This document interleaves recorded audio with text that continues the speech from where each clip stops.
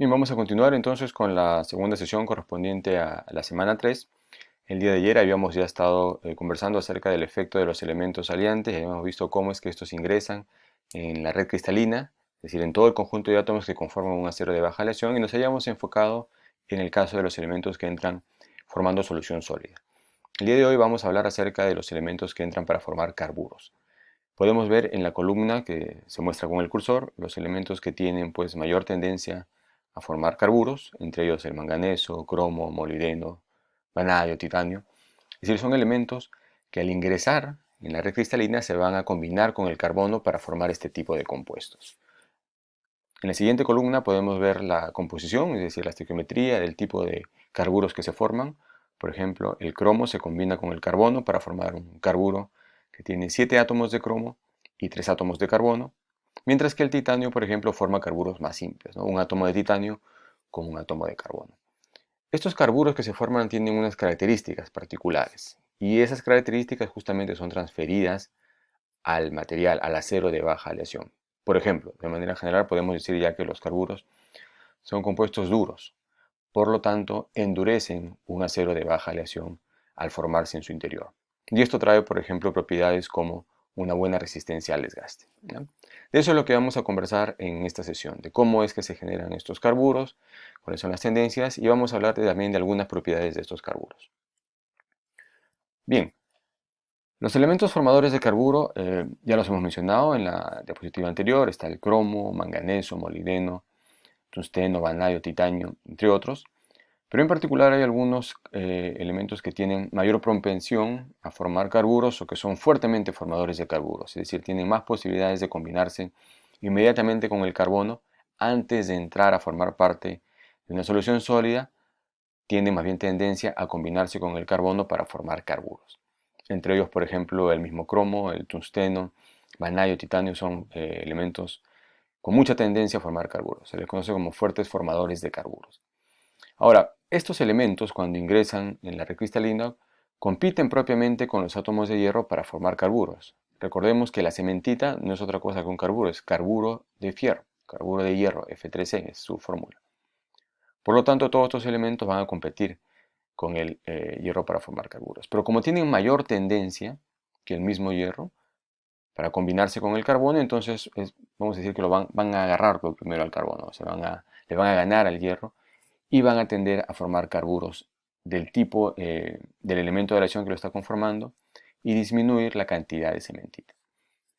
Bien, ¿de qué depende, ¿no?, esta formación de carburos? Son tres factores que intervienen. En primer lugar, la concentración de carbono en el acero. Tiene que haber carbono de todas maneras porque si no, no van a haber carburos.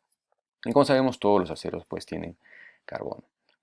Además, también depende del tipo de elementos que tenemos allí disponibles para formar carburos. Vamos a encontrar situaciones en las que tenemos de manera concurrente varios de estos elementos ávidos para combinarse con el carbono, ¿eh?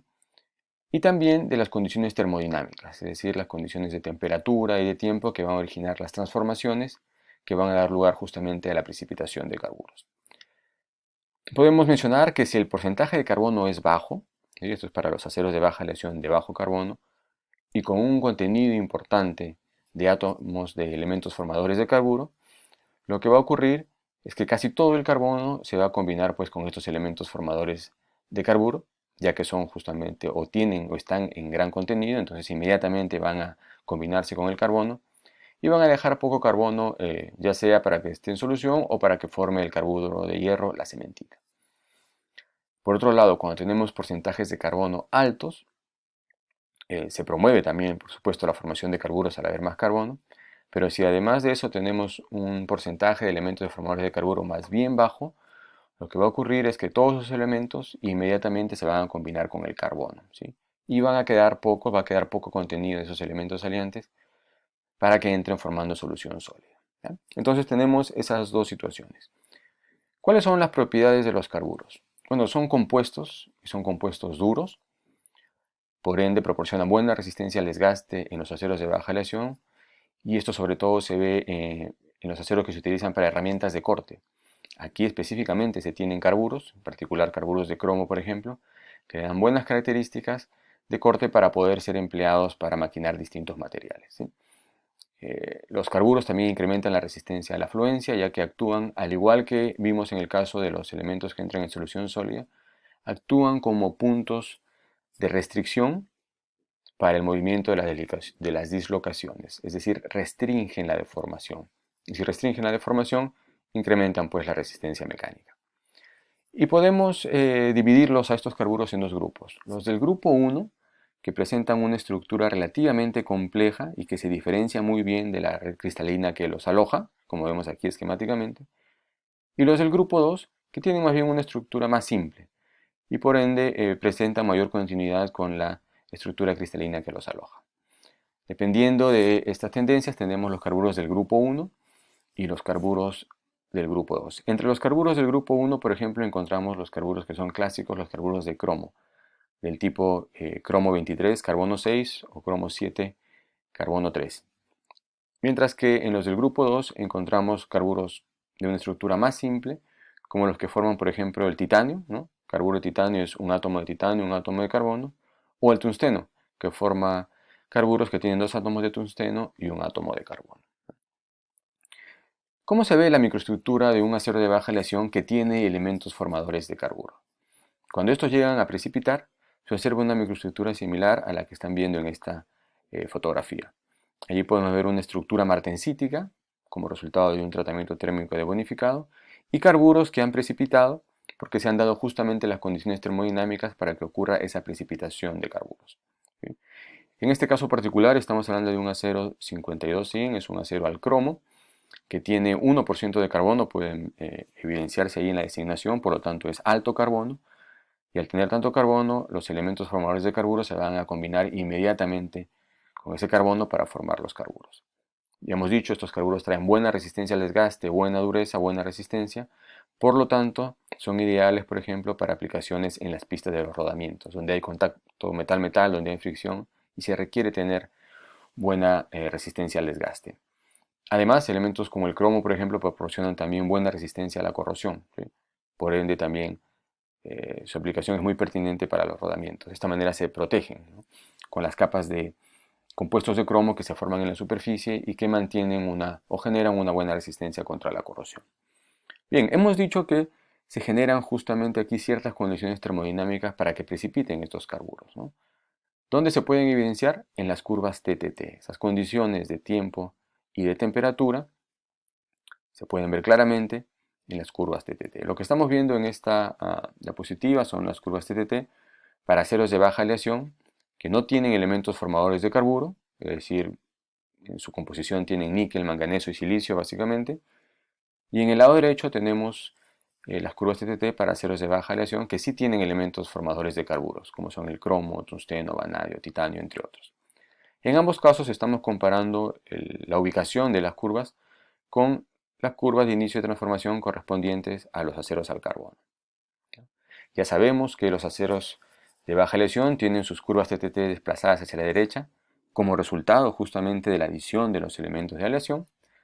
Y lo nuevo que estamos viendo aquí es que cuando tenemos elementos formadores de carburos, empieza a aparecer una región que se conoce justamente como la región que tiene o que agrupa las condiciones termodinámicas, temperatura y tiempo, para que se dé la formación o la precipitación de carburos. Es decir, estos carburos se forman bajo ciertas condiciones termodinámicas, ¿no? Que es una de las condiciones que hemos comentado cuando vimos la diapositiva de formación de carburos.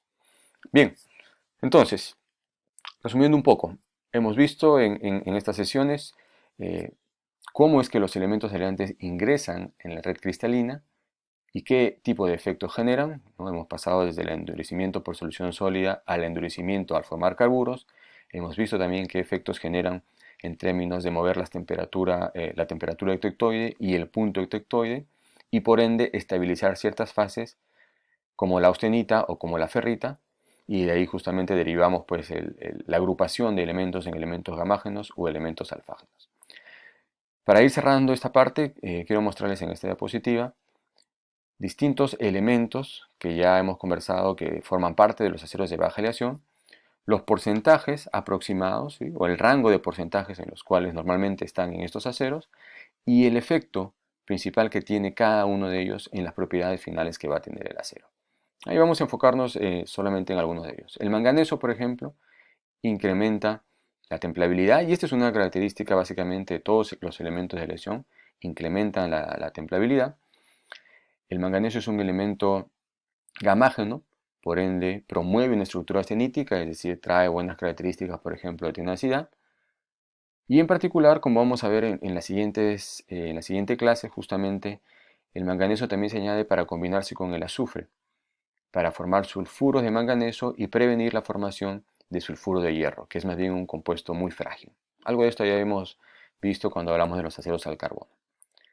El níquel también es un elemento bastante empleado en los aceros, sobre todo los aceros al níquel cromo molibdeno, como el 4340, respecto al cual hemos ya mencionado bastante. En ese caso, el níquel promueve la estructura astenítica, que es un elemento también gamágeno, por ende genera buena tenacidad en el material. Y también ayuda en la resistencia a la corrosión. El cromo, ya mencionamos, es muy bueno desde el punto de vista de templabilidad, además promueve la resistencia a la corrosión al generar capas protectoras. Y si se combina con el carbono, por ejemplo, ¿no?, cuando tenemos una suficiente cantidad tanto de cromo como de carbono, eso va a dar lugar a la formación de carburos de cromo que traen muy buenas propiedades de resistencia al desgaste. ¿Sí? El molibdeno promueve el afinamiento de grano, al igual que el vanadio también, es decir, con estos elementos se promueve pues, que el grano no crezca mucho, ¿no? Lo cual, como ya habíamos conversado desde el punto de vista de templabilidad, no es tan conveniente, porque ahí conviene tener más bien granos grandes austeníticos para generar una buena transformación martensítica. Pero como ya sabemos desde el punto de vista de resistencia mecánica, toda microestructura de grano fino es mejor, en términos de que se puede combinar una buena resistencia mecánica con una buena tenacidad. ¿Ya? Luego pueden revisar ustedes también en detalle el efecto de otros elementos de aleación. Yo les he puesto también en esta diapositiva, en el lado inferior izquierdo, el significado en español de algunos términos que están aquí. La información está en inglés y, como les había dicho, tienen ya que acostumbrarse a revisar toda la información de materiales en inglés, porque ustedes, cuando trabajen con los catálogos, diferentes especificaciones, la gran mayoría de ellas está en inglés. ¿Ya? Entonces vamos a empezar ya, o aprovechar también nuestro curso para ir conociendo en detalle la terminología en idioma inglés. Bien, entonces hasta aquí vamos a llegar con la clase correspondiente al efecto y cómo es que los elementos aliantes ingresan a la red cristalina para generar las buenas propiedades que tienen los aceros de baja aleación.